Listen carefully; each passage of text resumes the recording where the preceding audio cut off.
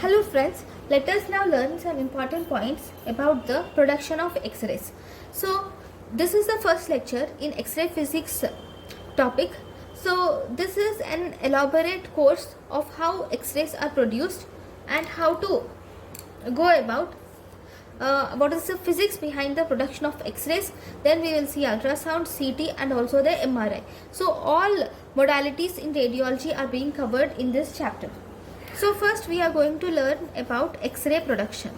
So in the X-ray production, first we have to see, we'll first start with a small design of X-ray tube, and we will make it complicated one by one, adding each and every extra bit of things, extra complicated aspect to the X-ray tube in such a way that at the end we come to the present modern day X-ray tubes. So what is actually an X-ray tube?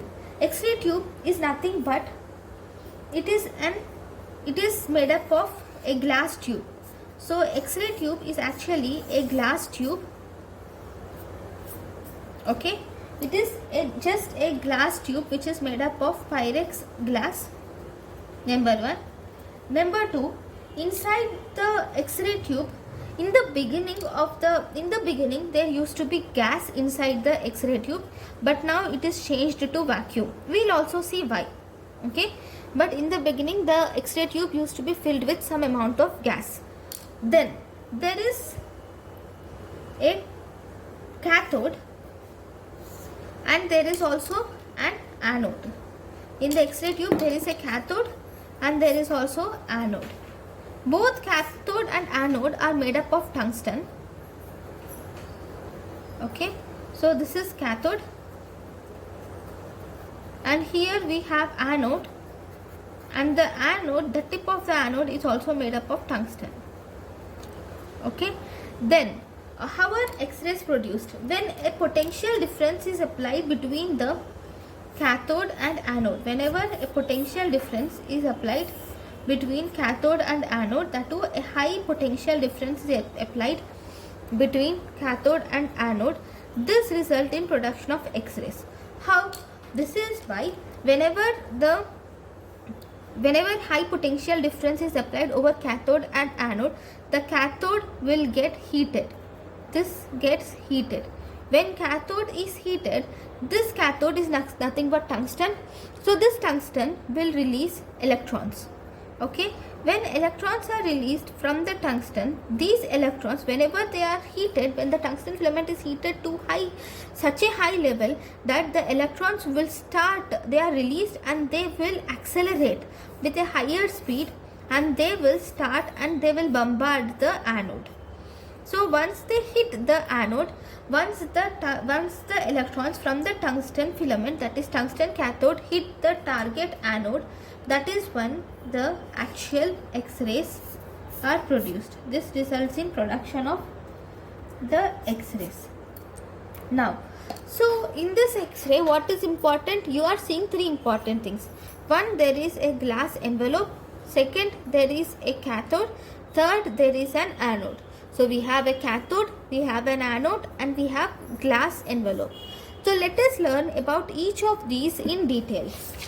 So first I am going to start the present lecture with the glass envelope or glass enclosure. So if you see, this is I am just drawing the same diagram. I will draw the same diagram again and again, but make it complicated one by one. So we have copper, and which we have an anode, and we also have a cathode. Okay, we will see about the metals and everything in the coming classes. And there is a potential difference which is applied between the cathode and anode. So because once a potential difference is applied, now this glass enclosure, that is nothing but this glass enclosure, this mainly used to contain gas. In the beginning they used to contain gas. So what is gas? They are nothing but some gas molecules are present inside the inside this tube, inside the X-ray tube. There is some type of gas. I am not going into details of type of gas. There is gas present inside the glass enclosure or inside this X-ray tube. So what happens? So we are heating this. So once the potential difference is given between the cathode and anode, the cathode, which is nothing but the tungsten filament, this tungsten filament will start to heat. Okay, now when the tungsten filament starts to heat, this will release what we call it as electrons. Okay, once the electrons are released, what happens? This electron will come and it will strike this gas. Okay, the electrons which are released here will have some energy, right? Once they have energy, see, this cathode and anode is not nearby. There is some distance between the cathode and anode. So these electrons require certain amount of energy to reach the anode and to hit the anode with sufficient amount of energy so that the X-rays are produced. Okay, so the electrons which are produced or which are released at the cathode, they will hit the gas molecule. Just imagine that this electron is hitting this gas molecule. Once it hits the gas molecule, what happens when two things collide each other? Obviously there is loss of energy. So this electron will lose certain amount of energy, and when it loses certain amount of energy, and again it travels certain distance, and then again it hits one more gas molecule. In this way, on its way, before it reaches the anode, it will hit several gas molecules. So each time when it hits a gas molecule, it will lose certain amount of energy. So when the energy is lost, so by the time this electron reaches the anode, lot of energy is lost and the electrons will have less amount of energy to hit the anode. So we get less amount of energy, less energy X-rays are produced. So for having more amount of energy or good kilowatts of X-rays to be produced, what should we do? We should heat the filament more, and we should give this electron even more more speed, more energy. Only then it can hit the anode with sufficient amount of energy to produce an X-rays. So as a result, now the present day X-ray tube does not contain gas. So because of this, now we have removed gas and we started using the X-ray tube which contains vacuum. We are using the X-ray tube with vacuum. So the gas has been completely eliminated from the X-ray tube, and nowadays we use the X-ray tube which contains vacuum. Because in order to decrease the collision of the electrons with the gas molecules and to decrease the amount of to decrease the energy loss by this collision. Now this is number 1.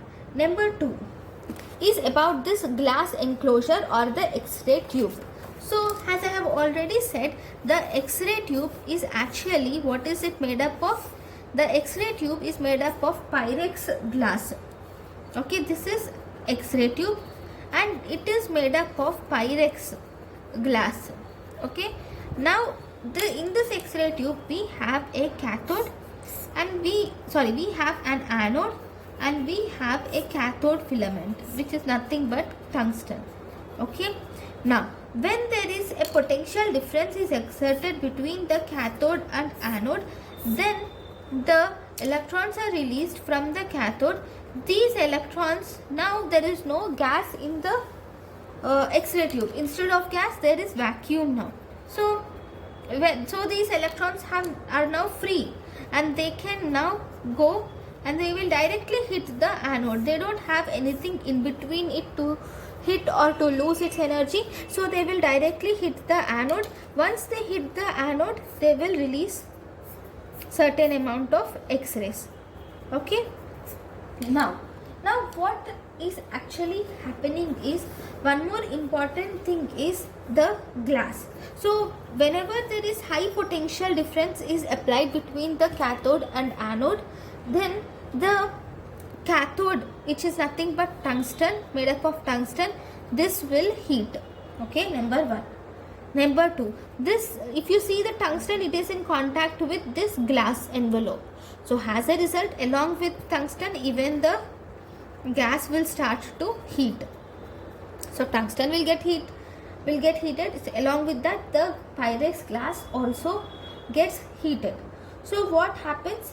So whenever there is tungsten gets heated and Pyrex glass gets heated, the tungsten and glass will not have the same coefficients of expansion. So for this, here we should know what is coefficient of expansion. Coefficient of expansion, that is any metal or any in this world there are many metals, many types of elements. Each element has its own particular level of expansion. That means, for example, if you see iron, it expands it might expand more, whereas steel might expand less. So I really don't know. Some metals will expand more when compared to the other metals. So the level of expansion of one metal is not equal to that of other metal.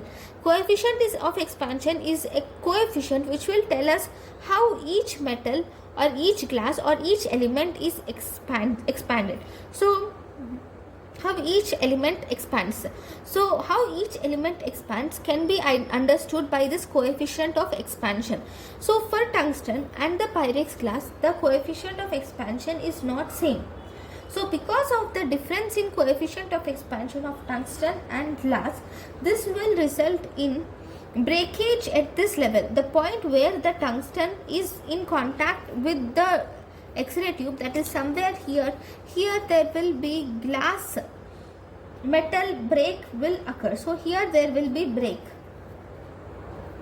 Here the glass will break, and once the glass breaks, what happens? The air which is outside our environment contains air. Once this glass breaks, the air will now start entering the X-ray tube. And obviously once the air enters the X-ray tube, we know what happens. The electrons will collide with the air and they will lose energy and they cannot hit the anode, and then the X-rays which are produced will have less quality. So because of this, we have started using, so we have to we have to decrease the problem, right? The main aim of our modern day technology and science is to decrease the problem by finding the solutions. So what solutions did the scientists come up with? They have started using special alloys of cathode and anode, and these special alloys, not actually of cathode and anode, of metal, special alloys of metal are used at this point in such a way that these special alloys will have equal coefficient of expansion as that of Pyrex glass. So if they have same coefficient of expansion as that of Pyrex glass, then the glass and metal both will expand similarly. So when they both expand similarly, obviously this type of break will not occur and air cannot enter inside. So this is about the coefficient of expansion. So and also the Pyrex glass envelope. So in this lecture we have learnt two important things.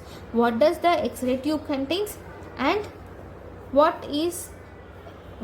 we have replaced gas with vacuum. Second, why we are using some alloys at the point of contact of cathode and glass, and we have learned these two important things. In the next class we will learn about cathode. Thank you.